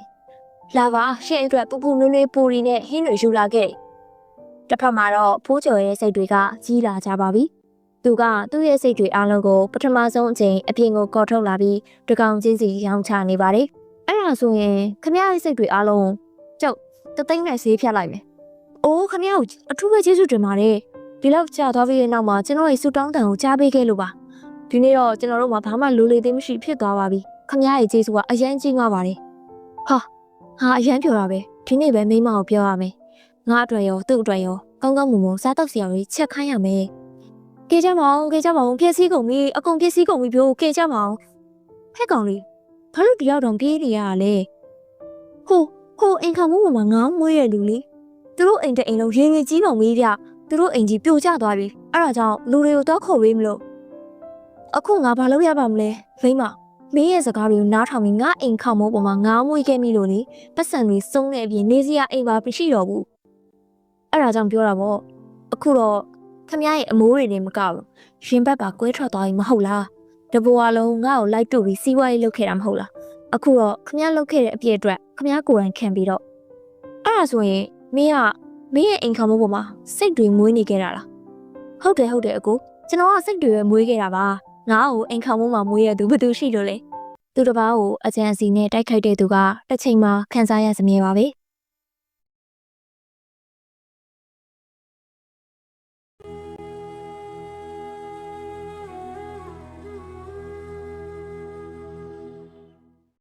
ဟေးမိစုရေဘာမှလဲဟာဒီမှာငါးနဲ့ငယ်တော့ဖမ်းမိသေးတယ်။ဘာလေးကိုငင်းချက်ပေးစမ်းပါ။ဒီနေ့တော့ငါတော်တော်ပင်ပန်းသွားပြီ။ဖြော့ဒီမှာပတ်စံလေးလေးပါတယ်တင်ထားလိုက်အောင်။ဟိုးဒါကဘာတော့ဒီပတ်စံလေးနဲ့ဘာလို့ရမှာလဲ။အိမ်မှာဘာမှမကြံတော့ဘူးရှင်။ရှင်ကအနားယူဖို့ပဲအလုပ်သွားတာလား။အဲ့လိုပြောပြီးမိစုအိမ်နဲ့ပြန်ဝင်သွားခဲ့ပါတယ်။ နောက်တစ်နေ့မှာတငါသေးဦးဖြိုးအောင်ကမြစ်ထဲကိုသွားပါတယ်မြစ်ထဲကိုကိုအချင်းချင်းပြစ်ပင်မဲ့ငါးတကောင်မှမရခဲ့ပါဘူးဒီနေ့တော့ငါးတကောင်မှလက်ထဲမမိသေးပါလားငါမိမကတော့ငါးကြီးကြီးတကောင်ဖမ်းလာခဲ့မယ်လို့ပြောခဲ့မိတယ်ဒီနေ့တော့ဘိုင်ဟောင်းလောက်နဲ့လမ်းတော်ရှောက်နိုင်တော့မှာမဟုတ်ဘူးဒီတငါတဲ့အလုပ်ကလည်းတကယ်ကိုခက်ခဲတဲ့အလုပ်ပါပဲအဲ့ဒီအချိန်မှာပဲတငါတဲ့ကြီးကပင်မလွန်တာကြောင့်အိပ်ပျော်သွားခဲ့တယ်အိမ်မက်တစ်ခုမှတ်တယ်အိမ်မက်ထဲမှာပလင်းတစ်လုံးရေထဲမှာမျောပါလာတာကိုမြင်လိုက်ရတယ်တငါသေးကြီးကရုတ်တရက်နိုးလာပါတယ်ဟောငါဘလို့အိမ်မက်မျိုးမှတ်လိုက်တာလေဒီနောက်ကဘာအသေးပဲများရှိမလဲအားလုံးဟာတကယ်ဖြစ်နေတယ်လို့ပဲ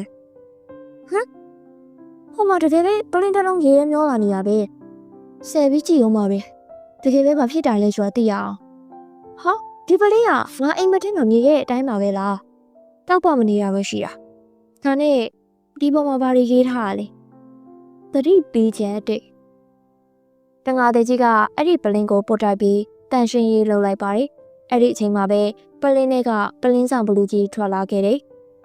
ကျေးဇူးတင်ပါတယ်အရှင်သခင်ကျွန်တော်ကိုလွတ်မြောက်အောင်လုပ်ပေးတဲ့အတွက်ဖះ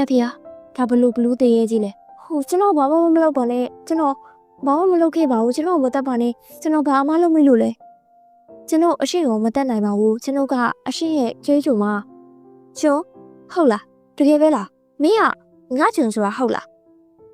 အရှင်ကကျွန်တော်ကိုဒီပလင်းလေးကနေလွတ်မြောက်အောင်လုပ်ပေးခဲ့ရပါအဲ့ဒါကြောင့်ဒီနေ့ကစပြီးကျွန်တော်ကအရှင်ရဲ့ကျွန်းမဲအရှင်ရဲ့ဆန္ဒ၃ခုကိုကျွန်တော်ဖြည့်ဆည်းပေးရပါလိမ့်မယ်ဟိုးဝမ်းသာစရာကြီးပဲမင်းပြောတာတကယ်ကိုကောင်းတဲ့စကားပဲကြားရတာနဲ့ပြောဖို့ကောင်းနေပြီတကယ်ပဲမင်းကငါလိုချင်တာဖြည့်ဆည်းပေးမှာလားဟုတ်ကဲ့လက်ဥပဒေကအရှင်ရဲ့ဆန္ဒ၃ခုကိုကျွန်တော်ဖြည့်ဆည်းပေးရပါမယ်အခု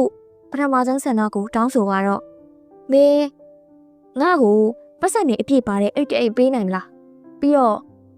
အိမ်ကိုပြန်ဖို့အတွက်လဲစီးစီရပါလို့ချင်တယ်အရှင်အလိုရှိရဲ့အတိုင်းစီမံပေးပါမယ်ဟာကောင်းလိုက်တာဒီလောက်များတဲ့ပတ်စံတွေကိုမြင်ငါမိမတော့ပျော်သွားမှာပဲအရှင်ရဲ့ပထမဆုံးဆန္ဒပြေသွားပါပြီအခုတခြားဘာလို့အပ်သေးလဲဆိုတာပြောပါဒုတိယဆန္ဒအတွက်တော့ငါမိမရဲ့အကြံဉာဏ်ကိုယူရအောင်မယ်အဲ့ဒါပိုကောင်းမယ်ဟေးငါကျော်ငါရဲ့ဒုတိယဆန္ဒကိုတော့နောက်မှတောင်းမယ်စဉ်းစားဖို့အချိန်နည်းနည်းပေးအောင်ကောင်းပါပြီအရှင်စဉ်းစားပြီးမှကျွန်တော်ကိုပြပြပါအဲ့ဒီအချိန်အထိကျွန်တော်ဒီမှာပဲစောင့်နေပါမယ်ညီးနဲ့ပတ်စံလေးကိုယူပြီးအိမ်ကိုပြန်ရောက်တဲ့အခါမှာတော့မိစုဒီမှာငါဘာတွေပါလာလဲကြည်စမ်းမအောင်အဲ့ဒါတွေကတော့ဟုတ်ပါပြီဒါမဲ့ဒီလောက်များတဲ့ပတ်စံတွေကိုရှင်မရလာတယ်ဒီလောက်များတဲ့ပတ်စံဆိုတာမြစ်ထဲကငါးတွေအကုန်ရောင်းရင်တော့ရမှာမဟုတ်ဘူးအမှန်တိုင်းပြောစမ်းပါရှင်မရခိုးလာတယ်မဟုတ်ပါဘူးမိစုရဲ့ဒါတွေအားလုံးကငါ့ရဲ့ဂျုံဖြစ်တယ်ဘလူးကပေးရပါဘလူးလဲရှင်ကဘယ်မှာတွေ့ခဲ့လို့လဲအကြောင်းဆုံးအားလုံးတည်သွားတဲ့အခါမှာတော့အိုးအရှင်ရဲ့ရှင်ဘာတွေလုပ်လိုက်တာလဲရှင်ရဲ့ဆန္ဒတစ်ခုကိုဒီအတိုင်းအလဟတ်ဖြုံးပြီးပြလိုက်တာပဲဒီပတ်စံဆိုတာကလေခဏအတည်းကုန်သွားမှာရှင်ကကျမတို့တသက်လုံးအသုံးတည့်မဲ့အရာမျိုးတောင်းတင်တာပေါ့ဟာမိစုကလည်းမပူစမ်းပါနဲ့ငါ့မှာဆန္ဒနှစ်ခုအောင်ကြံပါသေးတယ်ဟာအဲ့ဒီနောက်တော့မိစုရဲ့အကြံကိုယူပြီးဘလူးကြီးစီပြန်ထွက်လာခဲ့တယ်ပြောပါအောင်အရှင်ဘာများအလိုရှိပါသလဲဟေးငါကျော်ငါရဲ့ဒုတိယဆန္ဒကတော့ငါလက်နဲ့ထိလိုက်တဲ့အရာမှန်သမျှရွှေဖြစ်သွားဖို့ပဲပြီးတော့ဒါက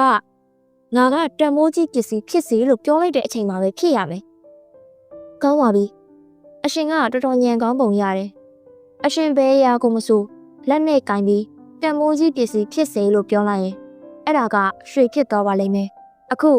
အရှင်ရဲ့ဒုတိယဆန္ဒလည်းပြည့်ဝပါပြီအခုတတိယဆန္ဒကိုလည်းမြန်မြန်တောင်းလိုက်ပါအောင်မဟုတ်သေးဘူးငါကျော်ငါရဲ့တတိယဆန္ဒကိုတော့နောက်မှတောင်းမယ်တငါသေးကြီးကအဲ့လိုပြောပြီးပြန်ထွက်လာခဲ့ပါတယ်ဒီစုလက်ကဘလို့အလုံးလုံးလဲဆိုတာငါစမ်းကြည့်အောင်ပါပဲတငါသေးကြီးကတစ်ပင်ကတည့်ရကိုကိုင်းပြီးပြောလိုက်ပါတယ်တန်မိုးကြီးဖြစ်စီအဲ့ဒီတည့်ရကလေးကရွှေဖြစ်ပြောင်းလဲသွားပါတော့တယ်ဟာတကယ်ကြီးလုံးတာပဲအရှင်ကြီးရေဒီနေ့တော့ကျွန်တော်ပြောသမျှအကုန်မှန်နေပြီအခုအိမ်ပြန်ပြီးတော့အရာအားလုံးကိုရွှေဖြစ်အောင်လုပ်ပြမယ်နေရာတိုင်းမှာရွှေတွေကြီးပဲဖြစ်တော်မင်းဟေးလိခင်စုရေလာပါဦးငါ့ကိုရေတစ်ခွက်လောက်ပေးစမ်းပါဒီနေ့တော့ငါတော်တော်ပင်ပန်းနေပြီရော့ဒီမှာရှိမိခင်စုမင်းရတနာတိုက်ကြီးကိုမြင်ချင်လား ပြောစမ်းပါအောင်ဟမ်ပြောပြပါအောင်ကောင်းပြီလေမပြောတော့ဘူးငါကိုယ်တိုင်ပဲပြမယ်တငါတဲ့ကြီးကအဲ့ဒီရေဖန်ခွက်ကိုကန်လိုက်ပြီးဆွတောင်းလိုက်ပါတယ်တွေ့လားမင်းတွေ့လားဒီရွှေကလေးကဘလောက်တောင်လှလဲမင်းဒီလောက်ညားရဲ့ရွှေကိုမြင်ဘူးရလားပြောစမ်းအခုတော့ငါတို့စီမှာအရာအလုံးကရွှေတွေဖြစ်တော့မယ်ကွာဒါပေမဲ့ရှင်တော့ရှင်ဘယ်လိုလုပ်လိုက်တာကျမကိုလည်းပြောပြအောင်ဒါရီမြင်ရတာတကယ်ကိုစိတ်ဝင်စားစရာပဲအဲ့ဒီနောက်တော့မိစုကိုအားလုံးရှင်းပြပါတယ်ပြောပါအောင်အရှင်ဒါများအလိုရှိပါသလဲဟေးငါကျော်ငါရဲ့ဒုတိယဆန္ဒကငါလက်နဲ့ထိလိုက်တဲ့အရာမှန်သမျှရွှေဖြစ်သွားဖို့ပဲပြီးတော့ဒါကငါတန်မိုးကြီးဖြစ်စီလို့ပြောလိုက်တဲ့အချိန်မှာပဲဖြစ်ရမယ်အခုငါဒီလိုလက်နဲ့ကင်ပြီးတန်မိုးကြီးဖြစ်စီလို့ပြောလိုက်ရင်အဲ့ဒီအရာကရွှေဖြစ်သွားတာပေါ့ဦးအောင်ဖြိုးကအဲ့လိုပြောလိုက်တာနဲ့တပြိုင်နက်သူ့ရဲ့ဇနီးမိခင်စုကရွှေရုပ်ထုကြီးအဖြစ်ပြောင်းလဲသွားပါတော့တယ်ဟမ်ဒါမသိလိုက်ပဲဟာဘာရီမလုပ်မိတာလဲငါမိမကိုပဲငါကိုရရွှေဖြစ်အောင်လုပ်လိုက်မိပြီမိစုရဲ့အခုငါဘာလုပ်ရမလဲဖះကျွန်တော်မိမကိုပြန်ကောင်းအောင်လုပ်ပေးပါကျွန်တော်ဒီရွှေတွေကိုအလိုမရှိတော့ပါဘူးအဲ့ဒီနောက်ဦးအောင်ဖြိုးကစိတ်ပြတ်အားငယ်စွာနဲ့လမ်းလျှောက်လာရင်လမ်းမှာမွေသေးတကောင်လဲနေတာကိုတွေ့လိုက်ရပါတယ်ဒီမွေကဘလို့ဖြစ်ပြီးတင်နေတာလဲတရားရ6ရောက်နဲ့နင်းမိရင်ဒုက္ခရောက်ကုန်မယ်ဖယ်ပေးလိုက်အောင်ပါပဲဦးအောင်ဖြိုးကအဲ့ဒီမွေကိုကင်ပြီးဖယ်လိုက်ဖို့ပြင်လိုက်တဲ့အခါမှာတော့အဲ့ဒီမွေကရသေးကြီးတစ်ပါးအဖြစ်ရုတ်တရက်ပြောင်းလဲသွားပါတော့တယ်ဒါမင်းအဲ့ဒီဘလူးကိုလွတ်ပေးလိုက်ကြတဲ့ကငါဒါရီကိုကြည့်နေခဲ့တာပါမင်းထွက်သွားပြီးရင်တော့ငါအဲ့ဒီပလင်းကိုယူပြီးအပေါ်မှာရေးထားတဲ့သတိပေးချက်ကိုဖတ်ကြည့်လိုက်တယ်အဲ့ဒီမှာရေးထားတာကဒါကအလုံးစိုးသွမ်းတဲ့ဘလူးတစ်ကောင်ဖြစ်တယ်တတိယဆန္ဒပြေဝတာနဲ့သူ့ရဲ့သခင်ကိုတတ်ပစ်လိုက်မယ်တဲ့အဲ့ဒါကိုသိလိုက်ရလို့အဲ့ဒီဘလူးကငါ့ကိုမြင်သွားပြီးငါ့ကိုရန်ပြုတ်မှာဆိုလို့သူ့လက်ကလွတ်အောင်ဒီမှာမွေသေးအဖြစ်နဲ့လာအိတ်နေတာငါရဲ့ကြင်ကြံအားထုတ်မှုကသူ့ကိုအနိုင်ယူဖို့အထိအားမကောင်းသေးဘူးဟုတ်ကဲ့ပါဆရာကြီးဒါပေမဲ့အခုကျွန်တော်မိမကိုအရင်ဆုံးပြန်ရှင်အောင်လုပ်ချင်ပါတယ်ဆရာကြီးပြောတာတွေကိုကျွန်တော်သတိထားပါမယ်မဟုတ်ဘူးသားဘယ်ဆန္ဒမဆိုပြေဝပြီးသွားရင်နောက်ပြန်ဆုပ်လို့မရတော့ဘူးမင်းမတတိယဆန္ဒတစ်ခုပဲကျန်တော့တယ်အဲ့ဒါကိုမင်းတောင်းဆိုလို့ရပါတယ်အိုးအရှင်အခုကျွန်တော်ဘာလုပ်ရမလဲအကယ်၍ကျွန်တော်တတိယဆန္ဒကိုတောင်းဆိုလိုက်ရင်ကျွန်တော်တရားမှတေးချနေပြီအခုကျွန်တော်ဘယ်သူ့ကိုအကူအညီတောင်းရမလဲဦးအောင်ဖြိုတယောက်အကြံထုတ်ပြီးနောက်ဘလူးကြီးထံရောက်သွားတယ်ဟေးဘလူးမင်းကဘယ်ပုံတည်းမဆိုပြောင်းလဲနိုင်လားမဟုတ်ပါဘူးအရှင်တခင်ဘလူးတွေကဘယ်တော့မှပုံတည်းမပြောင်းလဲနိုင်ပါဘူးအကယ်၍အဲ့လိုပြောင်းလဲလိုက်ရင်သူ့ရဲ့စွမ်းအားတွေလျော့နေတော့တတ်ပါတယ်ဒါပေမဲ့အရှင်အတွက်တော့ကျွန်တော်ဒီလောက်တော့လုပ်ပေးနိုင်ပါတယ်ကျွန်တော်ဘာလုပ်ရမလဲပြောပါဒါကမင်းရဲ့တတိယဆန္ဒဖြစ်လိမ့်မယ်ဟေးဘလူးငါမိမကတော့မရှိတော့ဘူးငါရဲ့နောက်ဆုံးဆန္ဒကတော့မင်းကငါမိမရဲ့ပုံတံကိုတစ်ခါလောက်ပြောင်းလဲပြီးငါ့ကိုချစ်ချစ်ခင်ခင်နဲ့ရေတစ်ခွက်လောက်တိုက်စမ်းပါဒါဆိုရင်ငါ့ရင်ထဲမှာဖြည့်တာသွားလိမ့်မယ်အရှင်အလိုရှိရဲ့အတိုင်းစီမံပေးပါမယ်အရှင်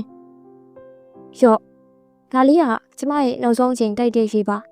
ဦးအောင်ဖြိုးကသူ့မိမပုံစံကိုကြည့်ပြီးငိုကြွေးပါတော့တယ်မိစုရဲ့အဲ့လိုမပြောပါနဲ့ငါမသိလိုက်ပဲနဲ့မင်းကိုတန်မိုးကြီးဖြစ်စေလို့ပြောလိုက်မိတာပါဦးအောင်ဖြိုးကအဲ့လိုပြောလိုက်တာနဲ့မိခင်စုပုံစံဖန်တီးထားတဲ့ဘလူးကြီးကလည်းချက်ချင်းပဲရွှေရုပ်ကြီးအဖြစ်ပြောင်းလဲသွားပါတော့တယ်မိဘီကွာအခုဆိုမင်းလည်းရွှေရုပ်ဘဝနဲ့နေတော့ငါအတန်လည်းမသိတော့ဘူးဦးအောင်ဖြိုးကရွှေရုပ်ကြီးကိုကျိုးနဲ့ဆွဲပြီးချက်ချင်းပဲအင်ကိုပြေးသွားပါတယ်အိမ်ရောက်တဲ့အခါမှာတော့သူ့မိန်းမမိခင်စုကိုပုံမှန်အတိုင်းပြန်တွေ့လိုက်ရလို့အရန်ကိုဝမ်းသာသွားပါတယ်သူကဖြစ်ချောင်းကုံစင်အကုန်ပြောပြလိုက်ပါတယ်ဟမ်ရှင်ဒါဆိုဒီရွှေရုပ်ကြီးကိုဘာလုပ်မှာလဲဒီရုပ်ထုကိုတော့မင်းကိုသတိရနေအောင်ငါ့အနားမှာပဲအမြဲသိမ်းထားမှာပါဟာရှင်မပြောနေရလေဒီယာကြီးကိုရှောင်းလိုက်ရင်ကျမတို့ချမ်းသာပြီပေါ့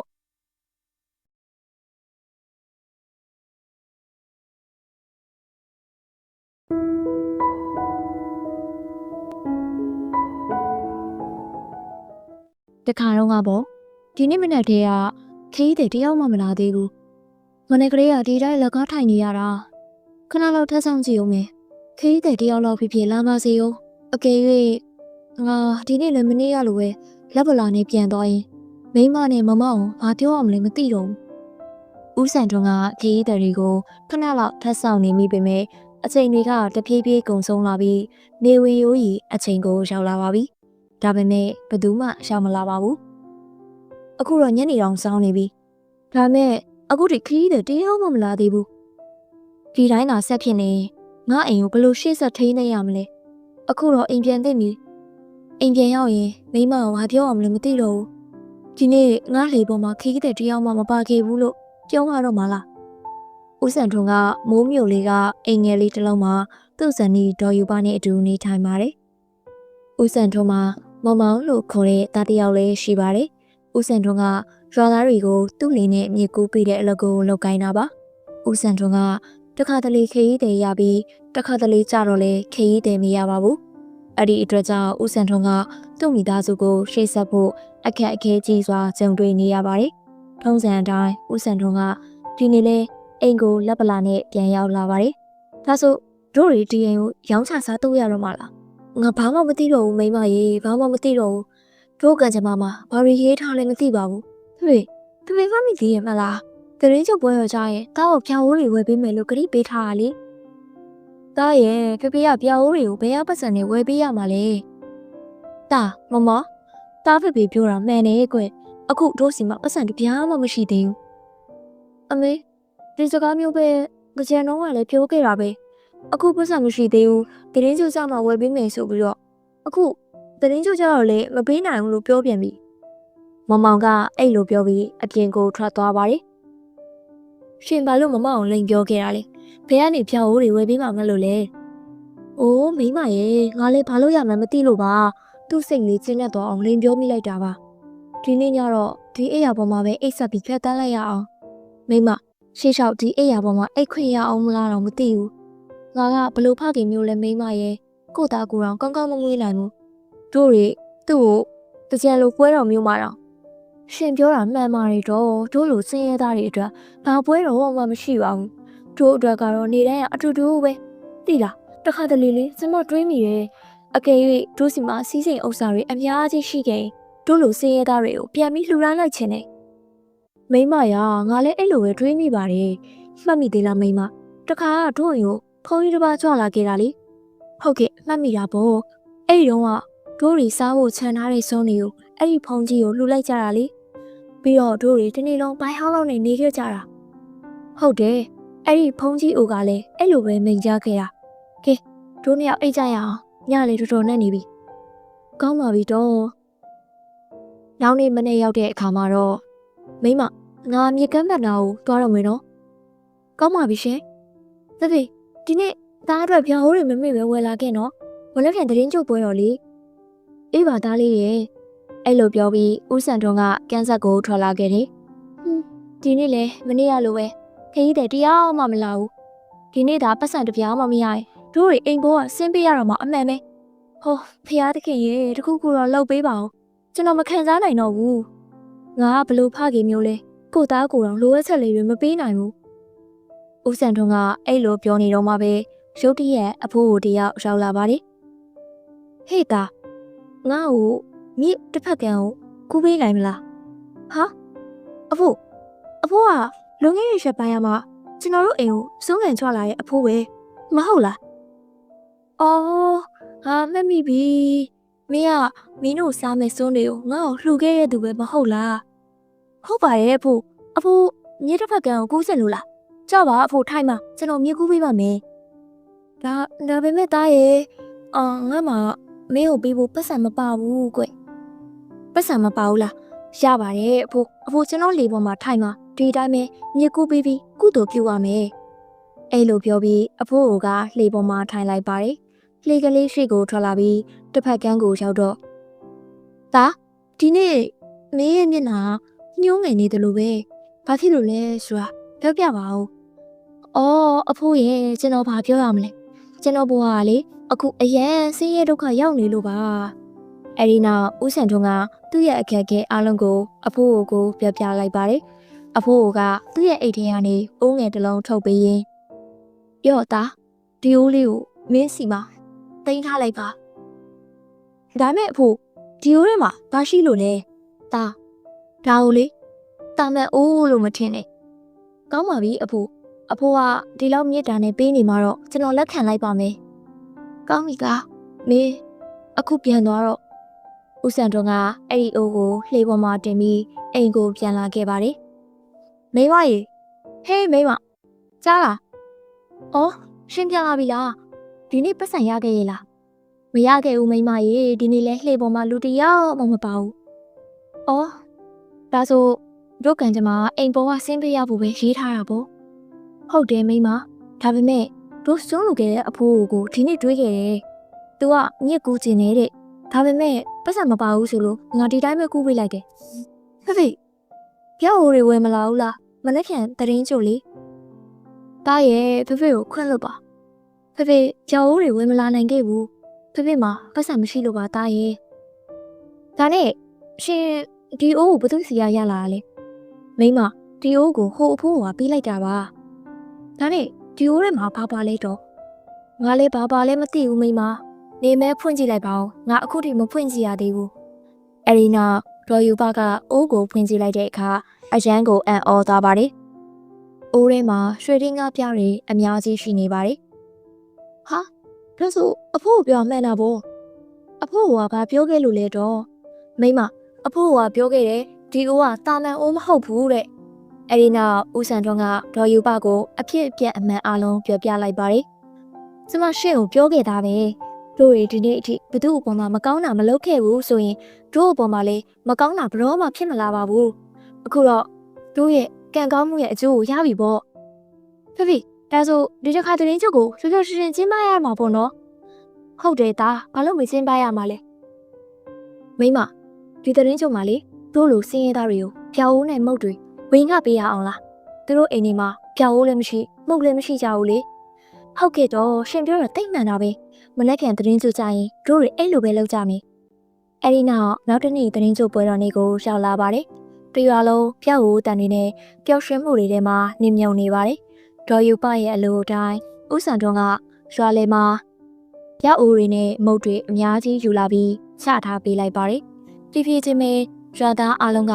ဦးစံထွန်းရဲ့ဘေးနားမှာစုယုံလာကြပါတယ်။ဦးစံထွန်းကလည်းလူတိုင်းကိုမုတ်တွေနဲ့ပြောက်အိုးတွေဝေငှပေးပါတော့တယ်။အဲဒီနေ့ကစပြီးဦးစံထွန်းတို့မိသားစုကချမ်းသာကြွယ်ဝလာရုံနဲ့မကပဲရွာသူရွာသားတွေရဲ့ချစ်ခင်လေးစားမှုကိုလည်းရရှိခဲ့ပါတယ်။ဦးစံထွန်းကသူ့ရဲ့လှေအသေးကြီးနဲ့လူတွေကိုကူညီရင်းစင်းရဲသားတွေကိုဖေးမရင်းနဲ့ပျော်ရွှင်စွာနေထိုင်သွားပါတော့တယ်။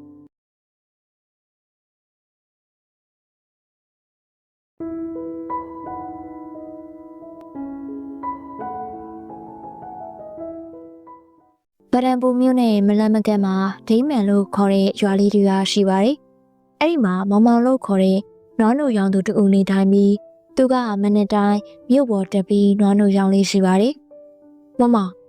င်းရောက်တဲ့နွားနိုကတကယ့်ကိုကောင်းတာဗျာလက်လက်ဆက်ဆက်ပဲမြို့ထဲမှာတော့အကုန်လုံးကအတူရောင်လေးကြီးပဲလုံးဝတွေရောကြတယ်။မင်းတယောက်ပဲတန့်စင်တဲ့နွားနိုကိုပေးနိုင်တာမမောင်ရဲ့ဟုတ်ကဲ့ခင်ဗျာကျွန်တော်ကတော့တာမန်နွားနိုရောင်သမားလေးပါပဲ။လူရိုးသားနဲ့ပဲလောက်ကင်စားတော့ပါတယ်ခင်ဗျာဒါပေမဲ့အခြားတစ်ဖက်မှာတော့မကျော်ဆိုသူကရောနှောထားတဲ့နှုတ်မတန်တွေကိုစိုင်းကြီးကနားနဲ့ရောင်းချနေသူဖြစ်ပါတယ်ဒါပေမဲ့တခြားရွေးချယ်စရာမရှိတာကြောင့်လူတွေကသူ့စီကပဲနွားနို့ဒင်းကျင်နဲ့တခြားနှုတ်ထွက်ပစ္စည်းတွေကိုဝယ်ယူနေရပါတယ်ဟဲ့ဘာကျော်နွားနို့1 ကီလိုလောက်ပေးပါဦးဘာကျော်ကနွားနို့ထုတ်တစ်ထုပ်ကိုထုတ်ပေးလိုက်ပါတယ်ဟင်းဒီမှာရေးထားတဲ့ရက်ကလွန်နေပြီလေဘယ်လိုလုပ်တော့ကောင်းတော့မှလဲဘာလို့မကောင်းအောင်မလဲကျွန်တော်ကလက်ဆက်တဲ့နွားနို့တွေကိုချက်လောက်ထားတာမလို့ချင်းမဝယ်ပါနဲ့အမျိုးသမီးကမသက်သာတဲ့အစုံအဲ့ဒီနွားနို့ကိုယူပြီးစိတ်ပြက်လက်ပြက်နဲ့ထွက်သွားပါတယ်ရက်အနေငယ်ကြတဲ့အခါမှာတော့မြို့သူမြို့သားတွေကနွားနို့ရောင်းတဲ့မမအကြောင်းသိသွားကြပြီးတဖြည်းဖြည်းနဲ့သူ့စီကပဲနွားနို့တွေဝယ်ယူကြပါတော့တယ်နွားနို့ဝယ်ကြမအောင်ပြို့ဟဲ့မမခဏနေအောင်ဒီကိုတစ်ခွက်ပေးပါမမောင်ကနိုးတစ်ခွက်ထည့်ပေးလိုက်ပါတယ်ဟုတ်ကဲ့ခင်ဗျာအခုလေးတွေရွာကနေနိုးလက်ဆက်ဆက်ညှစ်လာတာပါအဲ့ဒီအချိန်မှာနောက်ထပ်အမျိုးသမီးတစ်ယောက်လည်းရောက်လာပါတယ်ဟဲ့မမဒီနေ့ကျမကိုနွားနိုး2 လီတာပေးပါဦးဒီနေ့နိုးစွန်းချက်မလို့ပါဟုတ်ကဲ့ရပါတယ်နိုးစွန်းအတွက်ဆိုရင်ကျွန်တော်နွားနိုးပေးပါမယ်ဈေးနှုန်းကတော့အတူတူပါပဲခင်ဗျာတဖြည်းဖြည်းနဲ့မောင်မောင်ရဲ့နွားနိုးသတင်းကတစ်မျိုးလုံးပြန့်နှံ့သွားပြီးဘာကျော်ရဲ့နိုးဆိုင်ကဘယ်သူမှမဝယ်ကြတော့ပါဘူး ဟေးကြားပြီလားဒိမ့်မယ်ရွာကနွားတို့ရောင်းတဲ့လူကနို့တွေကအရန်လက်ဆက်တယ်တဲ့ဟုတ်လားဒါဆိုရင်ဘာကျော်စီကမဝယ်ပဲနဲ့သူ့စီကဝယ်စီပါဦးမယ်ဘာကျော်ကအခုဆိုရင်ဖောက်တယ်မရှိပဲရှင်ကောင်ရိုက်ပြီးထိုင်နေရပါတယ်သူ့ဆိုင်ကိုလူ2ယောက်3ယောက်လောက်ပဲလာပါတော့တယ်ဘာကျော်လည်းနွားတို့ရောင်းတဲ့မမအကြောင်းကိုသိသွားပါတယ်အဲ့ဒီအချိန်မှာပဲဘာကျော်ရဲ့ဆိုင်ရှိကနေဒေါ်မြဖျက်လျှောက်သွားပါတယ်ဟေးဒေါ်မြဒီနေ့နွားတို့မယူတော့ဘူးလားမယူတော့ပါဘူးအိမ်မှာလက်ဆက်တဲ့နွားတို့တွေဝယ်ထားလို့ဒီနေ့မှာတော့ဘာကျော်ရဲ့နှုတ်ဆိုင်ရှိကနေမောင်မောင်ကနွားတို့တွေတဲပြီးဖြတ်သွားတဲ့အခါဘာကျော်ကသူ့ကိုလှမ်းခေါ်ပါတယ်ဟေးမမခဏနေပါဦးငါစီမလေးလာထိုင်ပါဦးဟုတ်ကဲ့အကိုအခုလာခဲ့ပါမယ်မမမင်းရဲ့နွားတို့တန့်စင်ကြောင်သတင်းတွေကိုငါအများကြီးကြားထားပါတယ်ငါ့ကိုလည်း1 လီတာလောက်ပေးစမ်းပါဟုတ်ကဲ့ရတာပေါ့အကိုဒီမှာပါဈေးနှုန်းကတော့10 ချက်ပါပဲငါမင်းစီကနေနွားတို့ကိုဈေးကြီးပေးပြီးဝယ်မယ်မင်းအခုရတဲ့အမြတ်ထက်ပိုရစေရမယ်အိုးမဟုတ်တာအကိုရ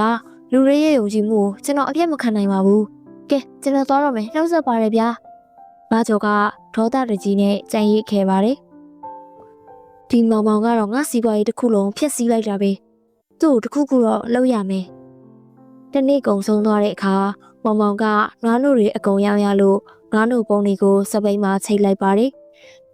ဖះရဲ့ကျေးဇူးပါပဲကျွန်တော်အပေါ်အခုလိုပဲအမြဲဆောင်မပေးပါ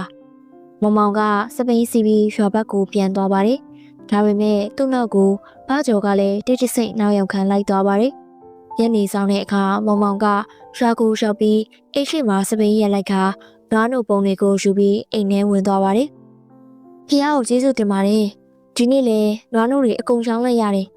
ရုပ်သူမျိုးသားတွေကကျမတို့အပေါ်ယုံကြည်ကြတာထက်တန်ဖိုးရှိတာဘာမှမရှိတော့ပါဘူး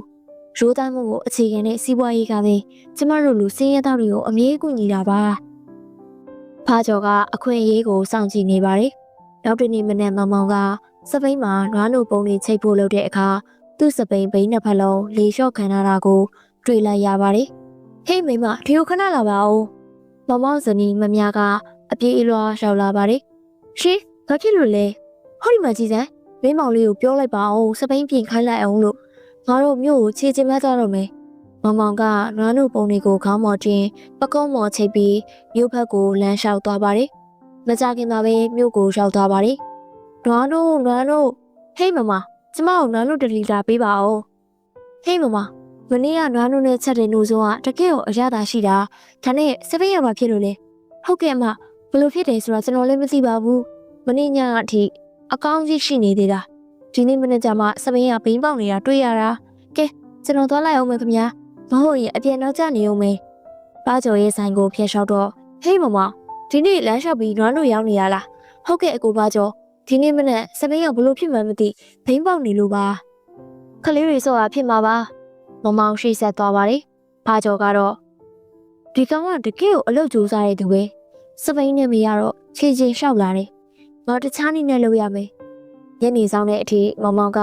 နွားနို့တွေအကုန်ရောက်ပြီးရွာကိုပြန်ရောက်လာပါတယ်သူကအရန်ကိုပင်ပန်းနေပါပြီဘာကျော်ကဒီတစ်ခါလဲသူ့နောက်ကိုအိမ်အထိလိုက်သွားပြန်ပါတယ်ဟေးမိမရဲ့မောင်လေးကစပိန်ပြင်ပြီလားရှင်းပြန်လာပြီလားဟုတ်ကဲ့အခုပဲပြင်ပြီးယူလာတာပါတော်သေးတာပေါ့ကွာစပိန်မပါသွားပြီမဲ့နို့တွေအလုံးရှောင်းထွက်သွားတယ်ကွာမောင်မောင်ကစပိန်ကိုအိမ်ထဲသွင်းပြီးတကားပိတ်လိုက်ပါတယ်ဒါပေမဲ့သူ့ရဲ့နွားနို့ပုံတွေကအပြင်မှာကျန်နေခဲ့ပါတယ်ဘာကျော်ကအဲ့ဒီအခွင့်အရေးကိုပဲစောင့်နေတာပါသူကနွားနို့ပူတွေအလုံးကိုအပေါက်ဖောက်လိုက်ပါတယ်နောက်တစ်နေ့မနက်နွားနို့ညှစ်ပြီးတော့မောင်မောင်ကနှုတ်ပုံးနဲ့ထည့်လိုက်တဲ့အခါနွားနို့တွေကအောက်ကိုအကုန်ပေါက်ကျကုန်ပါတော့တယ်ဒါဘာလို့ချက်လဲကျမလည်းမသိဘူးဒါပေမဲ့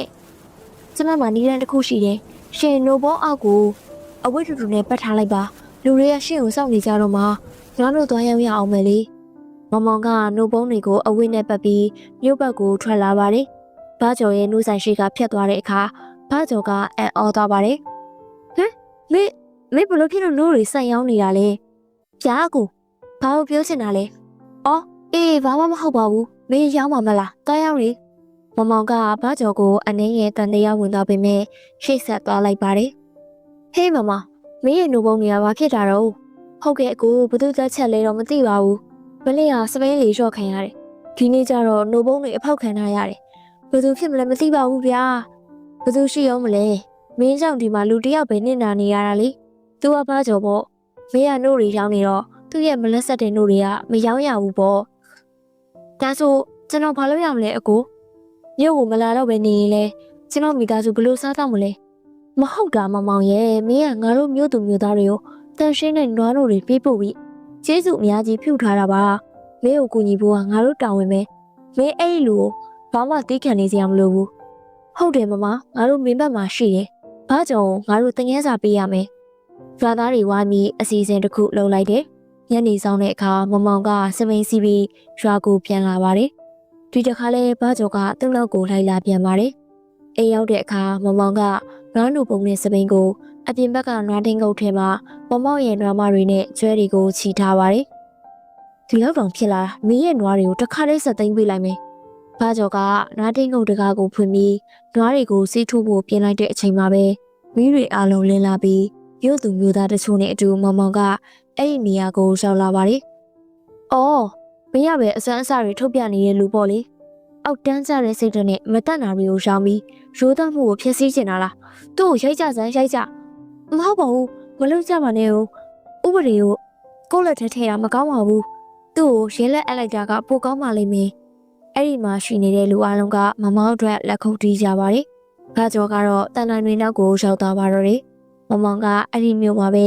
နွားနုတွေဆက်ရောင်းခဲ့ပြီးလှစ်အနေငယ်ကြတဲ့အခါမှာတော့သူ့ရဲ့ကိုယ်ပိုင်နူးဆက်ရုံကိုဖွင့်လှစ်နိုင်ခဲ့ပါတယ်။အခုဆိုရင်သူကသူ့မိသားစုနဲ့အတူကြောက်ရွံ့စွာနေထိုင်ရင်းပုံမြင်လေးပြီးဆုံးသွားပါတော့တယ်။